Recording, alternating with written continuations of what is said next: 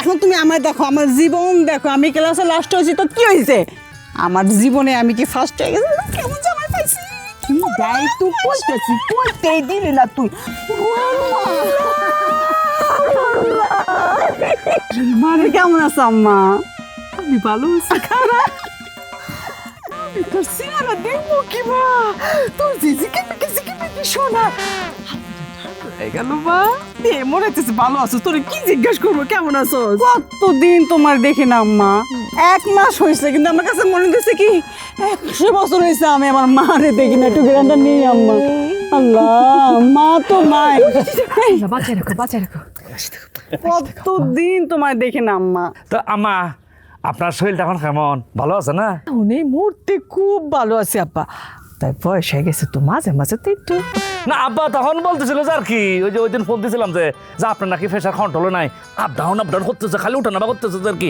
এখন কি অবস্থা আম্মা, কন্ট্রোলে আছো তো? সোজা এখন একেবারে এমন দেওয়ার পর এটা খুব খারাপ জিনিস, এটা খুব খারাপ জিনিস আম্মা। প্রেশার খুব খারাপ জিনিস, এটাকে সবসময় কন্ট্রোলে রাখতে হবে আর কি। সবাই কয় কি আমার জানো, শাশুড়ি যদি মায়ের মতো হয় তাহলে স্বামী হয়ে যায় না ভাই? তুমি এটা কি বলো যে আমার সাথে কখন কোন কথাটা বলতে হবে মুরব্বীদের সামনে, এটা তোমার একটু চিদমকে থাকতে হবে না আম্মা? একটু এখনো কিন্তু ছোট আছে যে আর কি, আদর করে বড় করছুন তো, সে প্রভাবটা রয়ে গেছে আর কি। আর আম্মাকে বলো না তোমাকে যে আমরা কেমন করে রেখেছি যে।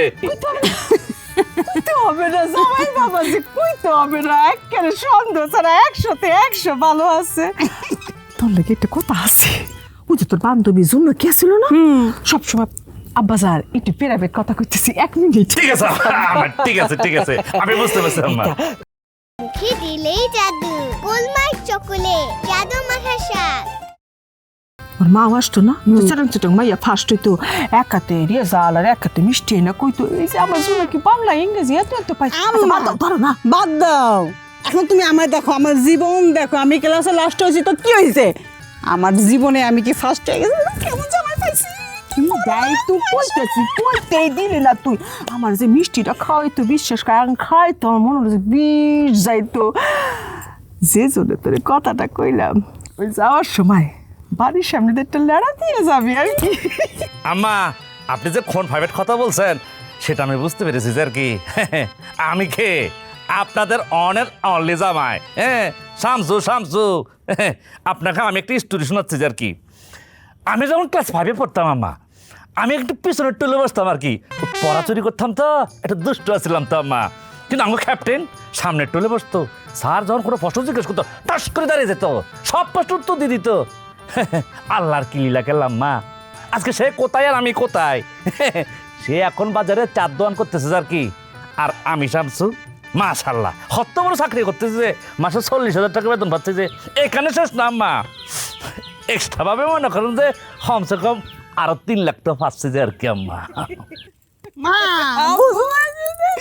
এইটাই তো মানুষে কয় যে সোনার টুকরা পোলা নাকি 1 লাখ একটা হয়। আমি কই আমার মাইয়ার জামাই 1 কোটিতে একটা পাইছি। আচ্ছা শোন, ওছে এত কথা বার্তা নাম নেই, আমি গেলাম বুঝছে জোনাকের বাড়ির সামনে একটা লেড়া দিয়ে যা। ঠিক আছে আম্মা, বুঝতে পারছি আর কি। আসতেছি আম্মা, আসতেছি। আসো একটা টেলারিংটা দেখে আসি, চলো।